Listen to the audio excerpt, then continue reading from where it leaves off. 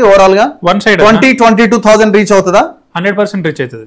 మనం ఇచ్చిన 13% ఇచ్చినాము. నేను ఆ రోజు కూడా మీకు చెప్పాను, మళ్ళీ ఎగ్జిట్ పోల్ రోజు ఇంతకంటే ఎక్కువ వస్తుంది, 13% కాదు ఇంకెక్కువ వస్తుంది అంటాం. ఇప్పుడు అవరేజ్ ఇక్కడికి వచ్చింది కూడా మనం పర్సంటేజ్ గా వారుగా చూస్తే సో అది ఆల్రెడీ దాటిపోయింది, 46% దాటింది.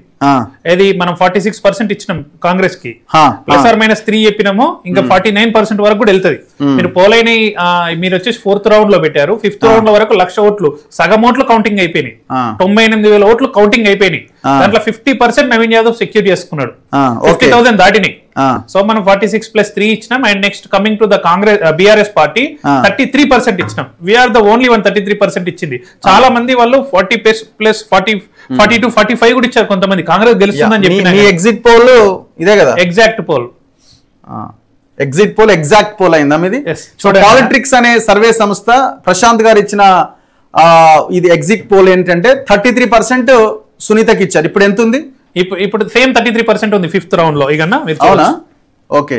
అయితే 5th రౌండ్ కంప్లీట్ అయ్యే నాటికి, అంటే ఇది అన్అఫీషియలే, ఇంకా అఫీషియల్ కాదు, బట్ 4th రౌండ్ అయితే అఫీషియల్ గా వచ్చింది. 5th రౌండ్ అయ్యే నాటికి 54,136, ఇది కూడా కాదనుకుంటాను, 50,000 అంటే ఇప్పుడు వచ్చినాయి కదా, 50,000 కదా, ఇంకో రౌండ్ యాడ్ అవుతుంది అఫీషియల్. ఓకే. సో దీని ప్రకారం చూస్తే 36% దగ్గర BRS ఉంది, 55 దగ్గర ఉందా కాంగ్రెస్? 55 దగ్గర ఉంది. ఓకే, అంటే కొద్దిగా తగ్గుతుంది. మళ్ళీ కొన్ని లాస్ట్ రౌండ్ లో మనకు ఎర్రగడ్డ ఉంది కదా, అక్కడికి వస్తే కొద్దిగా మెజారిటీ తగ్గుకుంటూ వస్తుంది.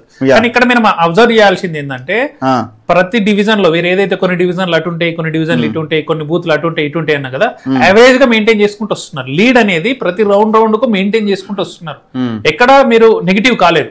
సో మేము పోలింగ్ జరిగిన రోజు కూడా మేము గమనించింది ఏంటంటే వన్ సైడ్ అవ్వుకుంటూ వచ్చింది ఎలక్షన్, అన్ని ప్రాంతాల్లో వన్ సైడ్ అవ్వుకుంటూ వచ్చింది.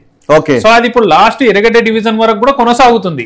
కొంత తగ్గితే మెజారిటీ తగ్గుతుంది, దాంతో కొంత మనం తీసుకున్న స్టాటిస్టిక్స్ ఏమున్నాయో దానికి యావరేజ్ సెట్ అవుతాయి. ఇక్కడ బీజేపీ అనేది పర్ఫార్మ్ చేయకపోతే కాంగ్రెస్ పార్టీకి ఇబ్బంది అవుతుండే.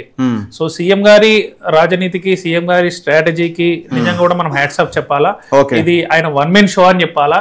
ఈ క్రెడిట్ అంటే ఈ కంప్లీట్ ఎలక్షన్ లో సీఎం గారిది క్యాప్టెన్ ఇన్నింగ్స్ అయితే నవీన్ యాదవ్ ఫ్యామిలీకి మ్యాన్ ఆఫ్ ది మ్యాచ్ ఇవ్వాలా.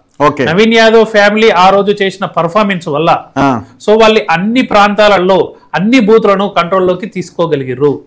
వాళ్ళ ఫ్యామిలీని క్యారెక్టర్ అసాసినేషన్ కూడా ఎక్కువ చేశారు BRS వాళ్ళు ఛాలెంజ్ గా తీసుకున్నారు, తీసుకొని ప్రూవ్ చేసుకోగలిగారు. ఓకే. సో చిన్న శ్రీశైలం యాదవ్కి ఒకసారి ఫోన్ చేద్దాం. మరి ఈ సమయంలో ఆయన ఎంత జోష్ లో ఉన్నారో ఏమో, ఎందుకంటే ఆయన కళ ఎమ్మెల్యే కావాలన్నది ఎప్పుడో చంద్రబాబు నాయుడు కేసీఆర్ హయాంలో కూడా టికెట్ కోసం గట్టిగా ప్రయత్నం చేసిండు. చివరి నిమిషంలో ఆయన టికెట్ మిస్ అయింది, కానీ కొడుకు టికెట్ వచ్చింది కాంగ్రెస్ నుంచి, కొడుకు గెలిచిండు నవీన్ యాదవ్. సో వాళ్ళు చాలా బిజీగా ఉండుంటారు.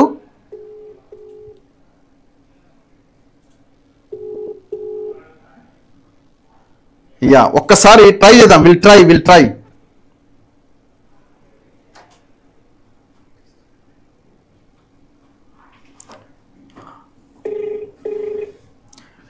సో ఆరో రౌండ్ తర్వాత 15,000 చిల్లర ఓట్ల లెక్క చెప్తున్నారు 6th రౌండ్ తర్వాత. ఈ లెక్కన 20,000 కూడా క్రాస్ అవుతుంది, ఈజీగా క్రాస్ అవుతుంది. 25,000 దాకా పోయినా ఆశ్చర్యం లేదు. 13%, 26,000, 100%, 20,000 to 26,000 మెజారిటీ వస్తుంది.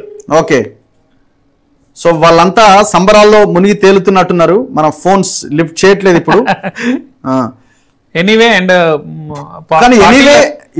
ఎనీవే చాలా నేర్చుకోవాలి వీళ్ళు కూడా, ఎందుకంటే వీళ్ళ మీద చాలా పెద్ద ఎత్తున ప్రచారం, ఎలిగేషన్ అంటే రౌడీ అని ఎలిగేషన్ ఉంది. వాళ్ళు దాన్ని వాళ్ళ పరిపాలనలో, వాళ్ళ పనితీరులో చూపించాలి. నేనేమంటానా అంటే ఒక లైన్ దాటేయనంత వరకు మీరు ఒక సిస్టమ్ పెట్టిన ఫ్రేమ్ వర్క్ లో ఉంటే ప్రజలకు హెల్ప్ చేయలేరు. నాకు ఒక సమస్య ఉందని మీ దగ్గరికి వస్తాను నేను, సో మీరు రూల్స్ ప్రకారం మాట్లాడితే సమస్య సాల్వ్ అవుతుందా? ఆ సమస్యను సాల్వ్ చేసినప్పుడే మీరు మాకు ఒక లీడర్ అవుతారు. సో నీ సొంత పనులు చేసుకునేందుకు నువ్వు రౌడీ చేస్తే తప్పు, కానీ ప్రజల కోసం ఇప్పుడు సీఎం రేవంత్ రెడ్డి గారి మీద మొత్తం దేశంలోనే హైయెస్ట్ కేసులు ఉన్నాయి, 82 కేసులు ఉన్నాయి. ఆయన రౌడీ అవుతాడా? కేసీఆర్ మీద కూడా ఉద్యమం చేసినప్పుడు కేసులు ఉన్నాయి, ఆయన రౌడీ అవుతాడా? కేటీఆర్ మీద కూడా కేసులు ఉన్నాయి, సెంట్రల్ ఇప్పుడు కూడా ఉన్నాయి. వాళ్ళు 10 సంవత్సరాలు పాలిస్తే కూడా కేసులు పోలేదు. అది ప్రభుత్వం సపరేటు, కేసులు సపరేటు. వాళ్ళ మీద కూడా అట్లా పబ్లిక్ కోసం పనిచేసిరు వాళ్ళు 20 సంవత్సరాల నుంచి శ్రీశైలం యాదవ్ గాని వాళ్ళ కొడుకు గాని వాళ్ళు ఫీల్డ్ లో ఉండి జూబ్లీ హిల్స్ ప్రాంతంలో అక్కడ ఉన్న ప్రజలకు బస్తీవాసులకు వాళ్ళు సర్వీస్ చేసిరు. వాళ్ళు ఎంతో కొంత వాళ్ళకు తోచిన సొంత పైసలు కాకుండా ప్రజా సమస్యలను పరిష్కరించడంలో వాళ్ళు ముందున్నారు. కాబట్టి దాంట్లో భాగంగా అయిన కేసులే గాని వాళ్ళు పర్సనల్ వ్యక్తిగతంగా వ్యాపారం చేసుకోవడానికి అయిన కేసులు అవి కావు. సో ఒక అంశం ఇక్కడ మనం ప్రధానంగా డిస్కస్ చేయాల్సిన అవసరం ఉంది. బీఆర్ఎస్ ఓడిపోవడానికి ఇది మనం చాలా ఇంపార్టెంట్. ఇది బీఆర్ఎస్ ఓడిపోవడానికి, బీఆర్ఎస్ ఆల్మోస్ట్ 20-25 వేలతో ఓడిపోతుండడానికి ప్రధానమైన కారణం ఎవరు, ఏ అంశాలు దీనికి దోహదపడ్డాయి? స్ట్రాటజీలో, వ్యూహంలో పూర్తిగా ఫెయిల్ అయిపోయినారా? ఎందుకంటే మీరు ఏ మాట కామాట ప్రీ పోల్ సర్వేలు ఏది చూసినా కూడా బీఆర్ఎస్ కొంత అనుకూలంగా వచ్చినాయి. సరే అనుకూలంగా లేకపోయినా హోరాహోరీ ఫైట్ అయితే పక్కాగా ఉంటుంది అన్నది వచ్చినాయి.